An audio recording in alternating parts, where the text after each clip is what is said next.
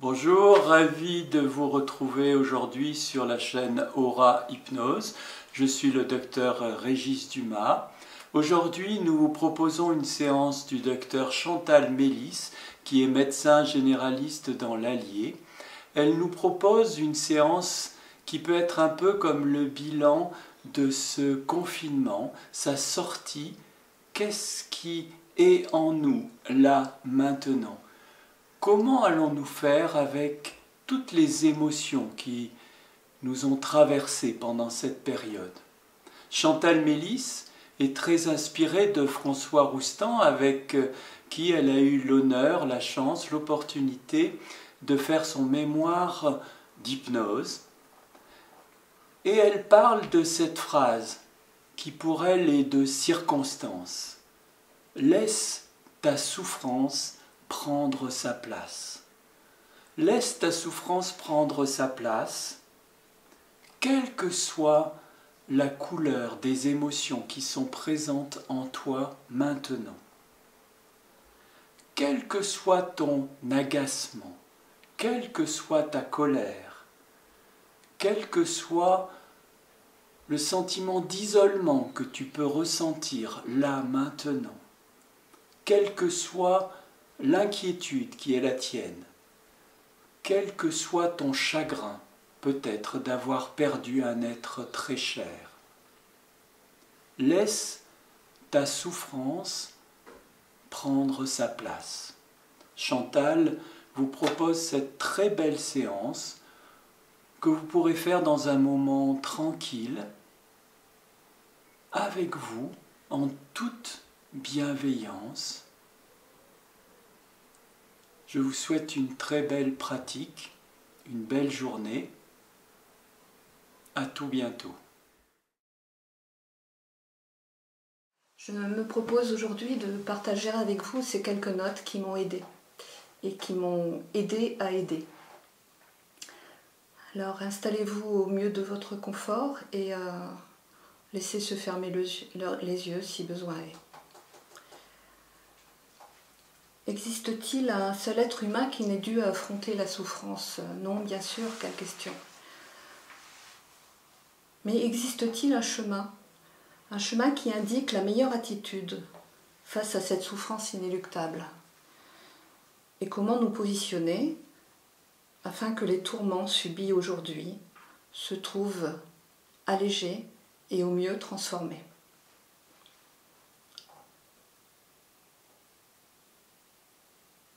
Que ce soit face à un deuil, un événement traumatique ou à un confinement que nous subissons tous en ce moment, notre première réaction, c'est de refuser cet événement. Non, c'est pas vrai, c'est pas possible. Franchement, je ne peux pas y arriver.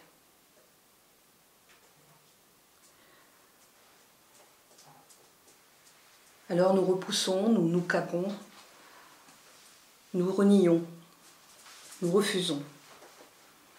Et ce faisant, nous tarissons notre flux vital. Et plus encore, si d'aventure l'événement traumatique est massif, on peut se perdre dans un déni de réalité, voire dans un délire. Pourtant, il faut bien que nous refusions cet événement.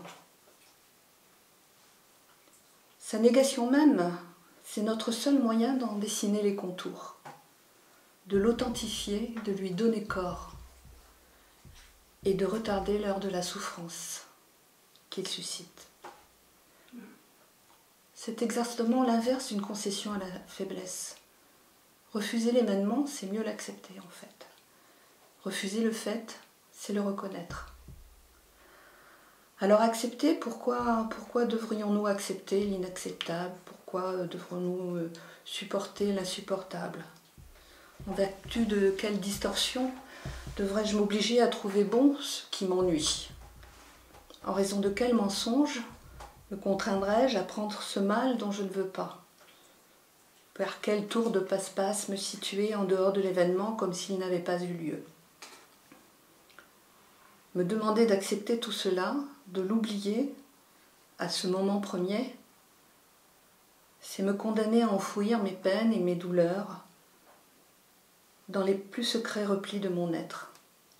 et d'y laisser agir souterrainement le poison destructeur. Je refuse, et j'ai raison, mais à ce stade seulement. Car si je stagne à ce stade, si je ne veux jamais accepter, alors je m'engage sur des fausses pistes, sur des impasses qui ne me procureront aucun apaisement.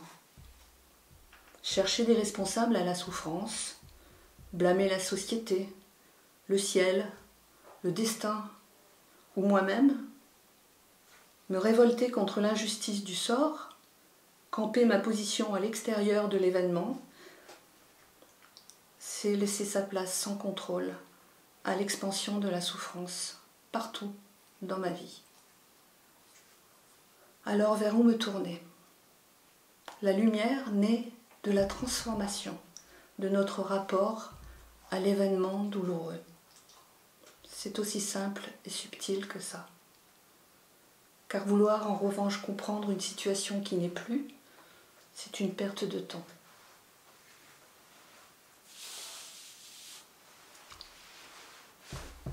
Affronter la situation, la configuration engendrée par l'événement, veut dire se laisser transformer par le contexte nouveau, qui nous était imprévisible et qui s'impose à nous désormais.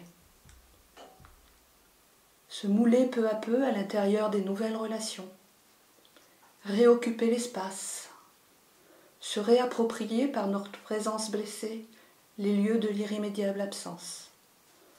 Ainsi se dissolvent les souvenirs anciens. De même, des relations qui doivent être réinventées avec chacun des membres concernés, remises en mouvement, réveillées, réinitialisées. Mais comment laisser la place à la vie quand la vie elle-même est perturbée? Renouer avec le plaisir d'exister, est-ce que c'est être infidèle? Est-ce que c'est être impudique? Est-ce que c'est être amnésique?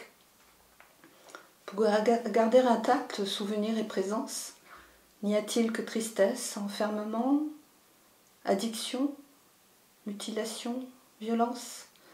On vit en apprenant à distinguer l'oubli qui efface de l'oubli qui maintient. L'oubli qui efface est mensonge. L'oubli qui maintient est lové dans des strates profondes de notre être. Comme une nappe phréatique, il peut ressurgir parfois, mais il n'envahit pas notre propre terre.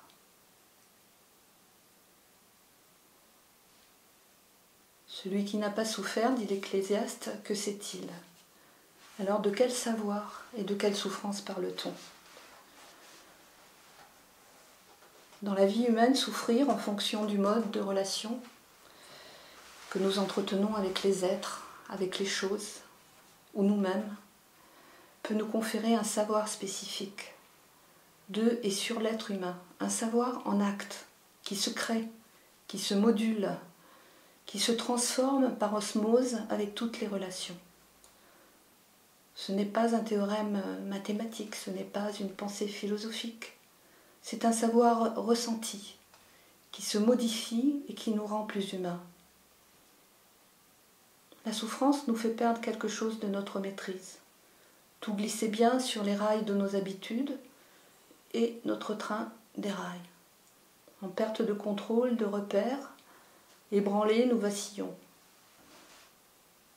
Les balises sur lesquelles nous fonctionnions, nos certitudes ne sont plus sécurisées. Et nous faisons l'expérience contrainte de notre fragilité.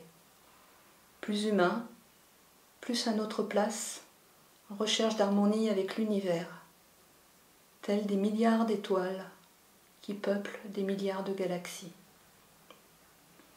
L'être humain dispose d'un monde dont la plasticité lui permet d'élargir, d'approfondir, de renouveler son regard et d'affiner l'approche de son quotidien. La souffrance peut favoriser l'expansion de ce monde. C'est un monde qui n'endure pas les monotonies de la répétition. Les proportions des choses et des êtres, la hiérarchie de nos attachements se modifient, s'assouplissent et nous soulignent que la vie est plus précieuse que tout et que mesquinerie, revendication, récrimination n'ont plus aucune part, aucune portée. Oui, par trop de contraintes, nous pouvons être tentés de nous blinder à l'intérieur de nous-mêmes, de ne rien éprouver pour ne plus avoir mal. Oui, notre sensibilité blessée fragilise le cuir de notre peau. Mais il se peut aussi que nos sens s'affinent dans la perception des nuances du quotidien, qu'un savoir plus subtil nous permette de raisonner au moindre contact, que notre intelligence s'aiguise et se rende prompte à saisir attentes et désirs des autres. Ce savoir, transmis par la souffrance, s'est enfoui au plus profond de nous-mêmes, au plus profond de nos perceptions, de nos humeurs, de nos manières d'être. C'est une essence nouvelle qui se répand à la faveur de la transmutation alchimique de la souffrance par l'oubli. Comme les feuilles mortes se transforment en humus nourricier, elles participent de l'éclosion des semis alors qu'elles ne sont plus. Ainsi des grands chagrins, ainsi des tourments, ainsi des contraintes. Ils ne sont jamais oubliés, peuvent être avisés, mais ils n'envahissent pas à tout instant notre pensée. Ils ne paralysent plus nos actions et ils ne saturent plus notre volonté. C'est en ce sens qu'ils sont oubliés, comme nous oublions nos apprentissages à la source de nos actions. Comme nos premiers livres de lecture sont oubliés dans le grenier.